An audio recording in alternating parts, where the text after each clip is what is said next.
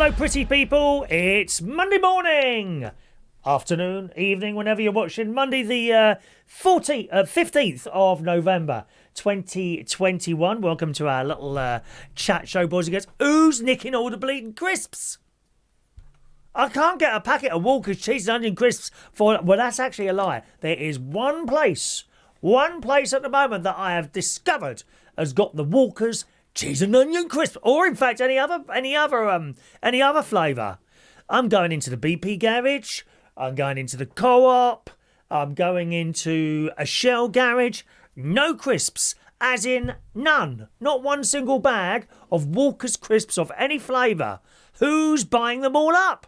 I think there might be a shortage. Someone's buying them all up to sell them at vast profit there. These are more valuable than gold. I mean, come on, people.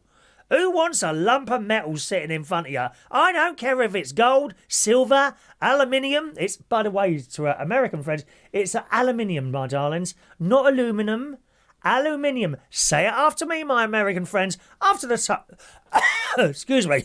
Coronavirus. No, I hope not. Here we go. After the tone, aluminium. Are you ready, Glenda? Beep. Aluminium.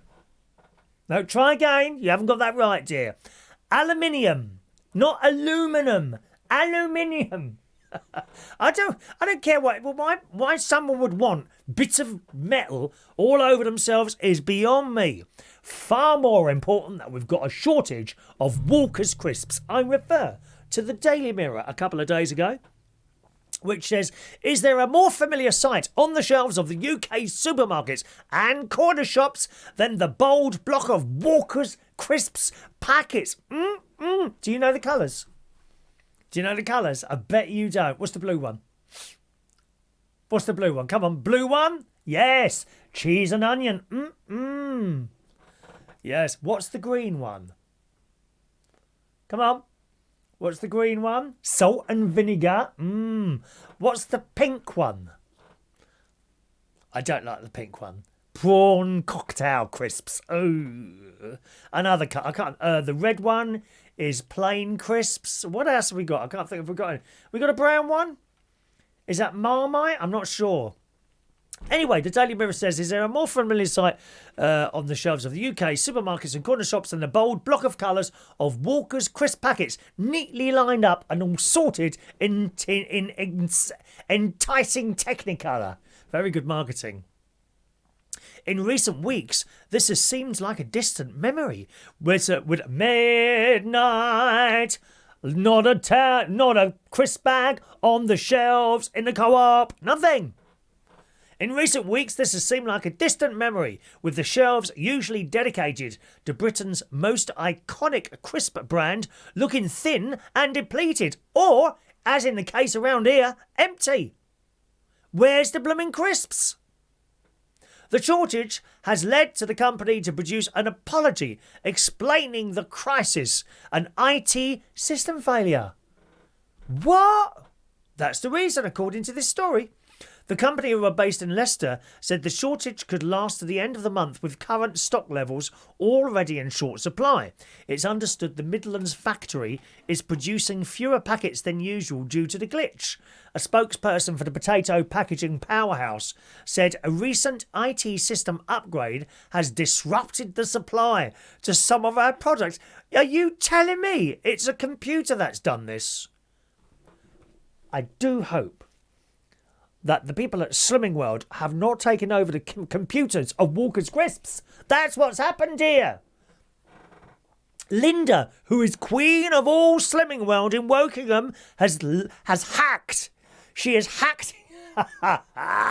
She has hacked into the Walker's crisps computer, and she stopped them coming out in the vain hope to let us try and lose some weight again. When will it happen, Linda? Hello. Please, Linda, let me have a bag of cheese like you crisps. It's been so long. The one place you can get cheese and onion crisps at the moment is the pub I work in at Central Station, where I do the karaoke on why can I never find this in front of me? Is it in front of me? Have I not put this on a button yet? Hang on. No, it's not, is it? The one place you can get crisps at the moment is Central Station Bar in Wharfdale Road in King's Cross. Okay? I was there all weekend, of course, doing the karaoke as always. Friday and Saturday night, 7:30 to 11. Free entry at Central Station Bar, 37 Wharfdale Road. And as was Saturday night, when I left there, they have crisps. I detected cheese and onion, salt and vinegar and plain. Not sure about those horrible prawn cocktail. I don't like the smell. Oh, it reminds me of a... Oh, it doesn't matter anyway. Anyway, back to this story. It says it's understood the problem has now been fixed, but the issue has hindered the productiveness of its factory, which is bad news. So there we are. And that's the reason. An IT glitch. It's not a shortage of potatoes or anything like that. Funnily enough, someone came into Central Station on Friday and said, "Here, Chris, look, I've got a new brand of crisps." And they were Lays. Lays. Now, if you've ever been abroad to actually every country I've been to, they don't have Walkers, they have Lays. Lays are actually Walker's crisps. I don't know the reason they're called Lays in other countries and Walker's here. I don't know why that is, but that's how it is. So clearly what's happening, he said, "Yeah, I've got a new bag of crisps. They're not bad. Do you want to try one?" I said, "Well, they're Walkers." He said, "Well, why does it say Lays then?"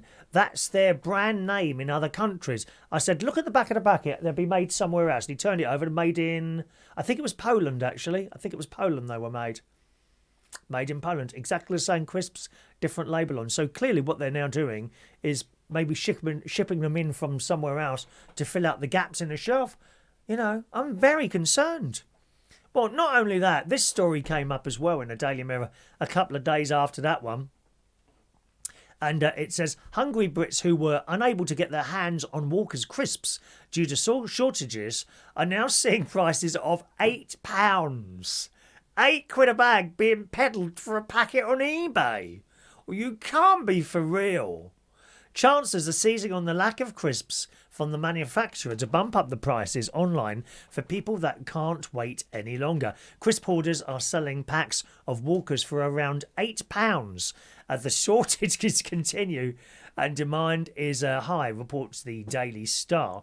The online sellers are also offering variety boxes of Wotsits and Quavers, also strangely not in the shops at the moment, for around £30 that normally cost £4 from sold out supermarkets. Now let's just have a quick look on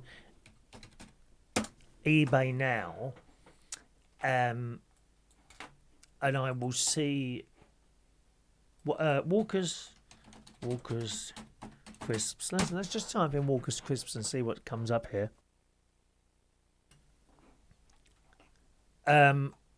Well, Walker's crisp box, 32 by 32 bags, £19. Well, that sounds reasonable. Does it to you? £17.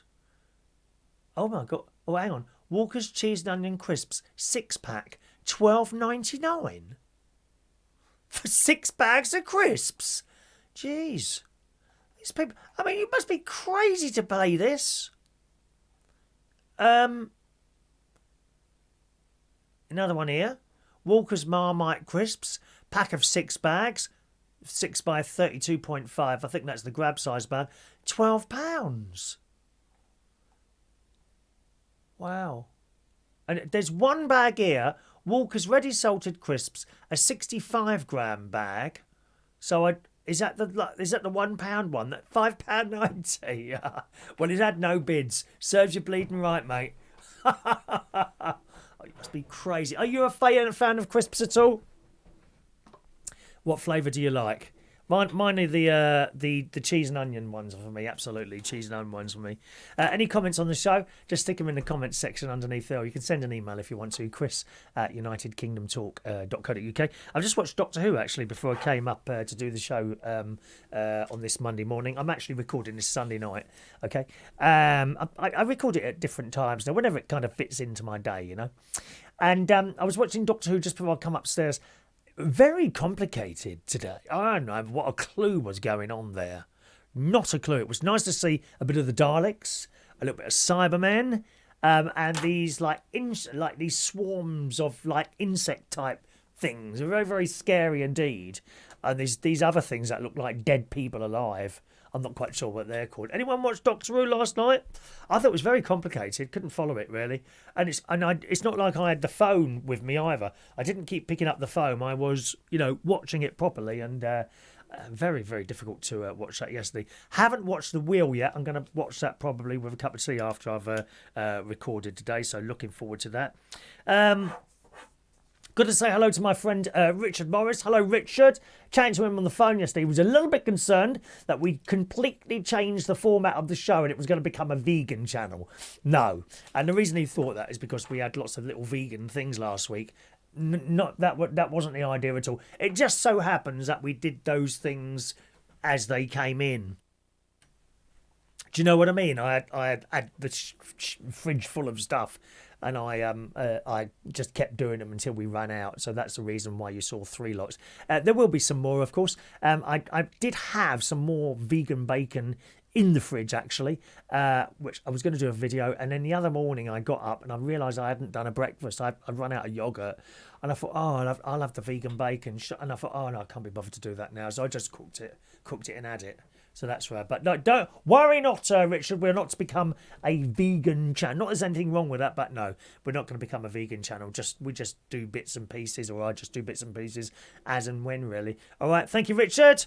So that's The Wheel. Let me see. Oh, I got snog. Saturday night. Proper one. Yeah. Yes. I'm not going to identify the person. Yes, but I got a snog on Saturday night. Thank you very much. Very happy. First one in 4 years. Proper one. I said bye-bye then, and I went like that, and he went like that, and he said, oh, do I not get a proper kiss? I said, well, I've just given you one. He said, no, a proper gay kiss. I said, all right then.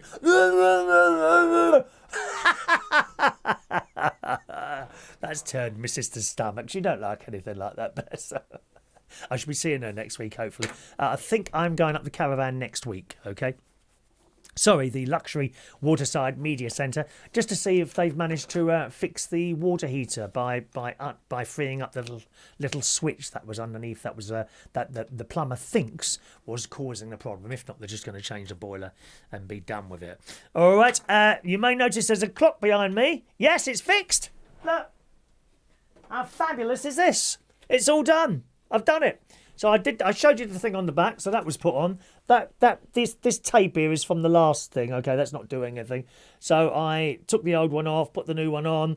The hands were slightly too long on the new movement that I bought from Amazon, so I had to cut those hands to size. And it's look at that lovely second hand on there. Look at the size of that second hand. Look at that. Isn't that beautiful? And it's pretty silent. I'll hold it here. I don't think you'll hear it.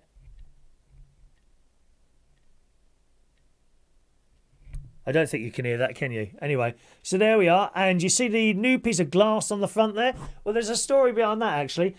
Number one, it's not glass, okay? That's a piece of Perspex, acrylic stuff, okay? So that come in the post. As you can see, that's absolutely stunningly clean. Not a finger mark on that. Don't you like glass like that? I bet you wish your windows were like that, didn't you? No chance if you got kids in the house, mate. Their fingers are all over there, breathing... They must go up to the... Kids must go up to your windows when you're not looking and just breathe all over them and put paw marks down them, don't they? Well, should we put that back up there for now? There we are. Don't want to drop that. That goes in the bedroom. And, yeah, so the Perspex came very quickly, I have to say. The plastic... I can't remember the name of the company now. The plastic something or other. Anyway, so I sent them the measurements... I was very worried that the measurements might be wrong. Yes, I know. I did use a tape measure and all that business. One of those metal workman tape measures. I used that, but that doesn't mean I get it right, mate. Good God, no. And one of the worst things you can do, like you have a workman in the house, could you pop down to B&Q and just pick me up and I will bring back the wrong thing. You can't get it wrong, mate. You know, this is what you need. Just ask for that. You come back. Oh, no, that's not that. Well, why did you send me then? I told you it would be wrong, idiot. Anyway, I was very, very worried that the measurements would be wrong. So I ordered it on Thursday afternoon. It came Saturday morning. Fantastic. So this bit of cardboard was deposited on my front on my little doormat outside, and it had a bit of cardboard like this, and it was wrapped right round and round and round this bit of cardboard. Oh Christ. And then each end they had parcel tape on it, brown parcel tape, followed by some sort of stapler which was a very efficient stapler because I couldn't get the damn things out. Oh, it was so difficult to get that unwrapped. Of course, you know what's in there's a piece of Perspex in there. You don't want to break the damn thing or scratch it. Very easy to scratch Perspex, right? And I've got this knife and I'm trying to... It wasn't not like a Stanley knife. I don't have such a thing, Got this kitchen knife and I'm trying to... Oh, blimey. Eventually, I managed to get one and I thought, well, I'll just bend it like that and it'll open up. No, it wasn't as easy as that, mate. Not as easy as that. It must have taken me 10 minutes to get this damn piece of Perspex out of this cardboard. I mean, I know stuff has to be well wrapped, but blimey, I hope I won't be well wrapped in my coffin in case I want to get out. That always worries. Does that worry you? Don't screw it down. I might want to come out again. Huh? I'll tell you what I saw. Just touching on another subject there. On Merlin, a couple of series ago, someone died. Okay, and they put them in a boat and pushed it out to sea, and they just pushed it out into the pond, whatever it was, like a lake or something, and they just set fire to the boat. There was no box over the body or anything, just the body, and just set. I think that's quite nice. I believe there are tribes somewhere, not sure what country, where they do a similar thing, where they literally build a fire. They build a fire out in a field and they place your body on it, and that's it. Bye bye. I really don't like the idea of the crematoriums here. I mean, I've seen them. I mean, when I was working for BT, I had to go follow some wires which happened to go into where the ovens are. Yes, they are ovens in the back of the crematorium. And my mate he said, come and have a look in here. So, can we have a look? And the bloke said, yeah, if you want. I said, I don't know about this. It was my mate, was Dave Jones. That was it, Dave Jones, lovely bloke. And he took us to see, and there's these literally ovens and his little window there, and you can see all these bones are like, oh no, dear. It's the fact that it's an oven and they close the door. Much rather be out somewhere in the open. Maybe I'm a bit claustrophobic, I don't know. Funny, isn't it, really? And how on earth... What were we just talking about? We're talking about the clock. Oh, yeah, that's right, yeah. So the Perspex. So I've got it out of the cardboard now, and I'm holding this bit of Perspex. And I thought I ordered clear... Well, it doesn't look very clear to me. I mean, you could see through it, but it just looked a bit misty, And I'm thinking to myself, maybe there's some sort of plastic coating on it that they put, like a piece of cling film type stuff. So I'm holding it up like this, and I'm trying to flick it with my thumb, in the hope that it would come off of my nail. And I thought, well, that's not coming off like that. Not only that on there, but also on one side was a very sticky label. So I tried to pull this label off. Of course, it tore and stuck to the thing. I thought, how am I going to get that off? Right, so now Honestly, I've now filled up my washing basin with water. I thought I'd soak it in there. Maybe I can scratch it off with a plastic scourer. I mean, obviously, don't want to use metal because it'd just scratch the thing to pieces, wouldn't it? And I put it in there for a while, and then I got it out. I don't know, 20 minutes later with my plastic scourer, and scratch. Managed to get the thing. Oh, now all I'm left now is this great big sticky square bit where the glue was. And I thought, I'm sure there's a bit of plastic. I'm holding this up to the light there. And anyway, eventually, I thought, instead of like picking it on the edge, like say that's the edge. Instead of picking it like that, trying to get it off like that, and I couldn't see anything on there.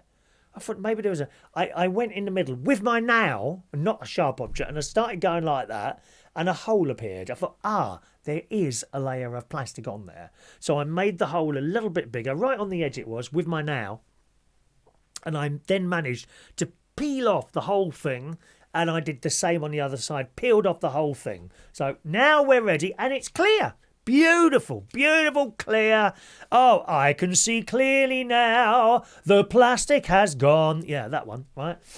I then got my clock and right, here's the ultimate test. Is it the right size? And as you can see, it was. It dropped in perfectly. And I let out a little bit of wee, I think. I was so excited. A little bit of wee came out of me. Does that happen to you? Do you ever get that when you get excited? A little bit of wee comes out? Does it? Funny, isn't it? And it just dropped into place. And I put it back together. And there it is. I then had to remove a little pin out. So once I'd set the hands, that they're held together with this pin thing, you see. You set the hands to 12 and then you remove the pin and switch it on, and about 10 minutes later it swings into action and then tells you the right time. It's corrected by radio signals from... It used to be rugby. I think it's coming from somewhere else now. It picks up a radio signal. That's how all these other radio clocks work, the automatic ones.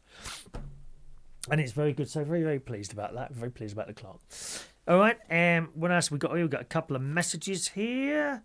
Oh yes. And after my snog on the way home, it made me hungry. Isn't that funny?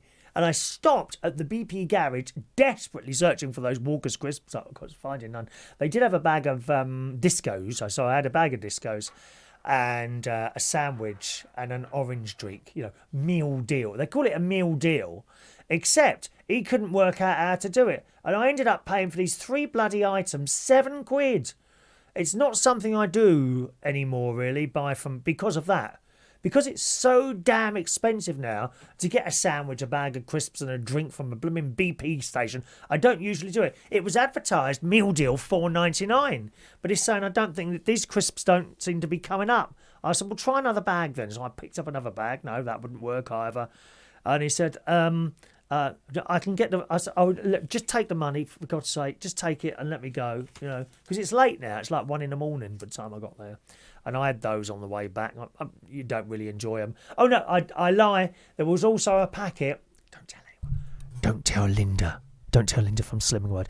There was also a packet of these milk chocolate round because Marks and Spencer's in there as well, you said. So there was a packet of those round milk chocolate things. Oh, my God, they're delicious. £2 for 9. I should blooming well think so, too. I didn't have all 9. No, I'm not a greedy person. I didn't have all 9. Just the 6. So that was my little journey home. Okay, so a couple of messages. I think there's only 2 messages on the show today. Hello to Holding Name Required. Holding Name Required, that's his YouTube name. Hello to you, said, love this. Keep the content coming. Thank you very much, very sir. You're very kind to say such things. And Shania says she's a bit behind on the shows, but I don't like the bounty. Only one I don't like, because we were talking about the big things of Christmas chocolates. Those things that you buy? Roses and Quality Street and all those things. And the bounty one, according to a survey, is the most unpopular. Often they find people just leave the bounty ones. I quite like them, but Shania doesn't like them either. I mean, if they're so unpopular, why don't they just change it to something else? Or double up on the little Mars things. They're quite nice, the Mars things, aren't they? Quite like those. Anyway, thanks so much for joining me, boys and girls. I've enjoyed my little show today. I hope you have as well. Just put a little comment under there if you want to, or you can send an email, chris@unitedkingdomtalk.co.uk. Nice. I hope the Queen's all right. She's not too well at the moment, is she? She didn't make it to the cenotaph. I went out walking earlier, just before I recorded the show today. I did about an hour and a half walk to and from town, and I just wanted to show you the little cenotaph there in Bracknell. Okay, it's a little bit of a misty photograph because it's my iPhone 8's not too good in dark photos. Okay, but that's the cenotaph just in front of the Roman Catholic Church in Bracknell. That's not the one I go to, but nice, isn't it? Love the angel on top. Reminds me of the weeping angels in Doctor Who. Yes. Have a lovely Monday. See you soon. Bye bye.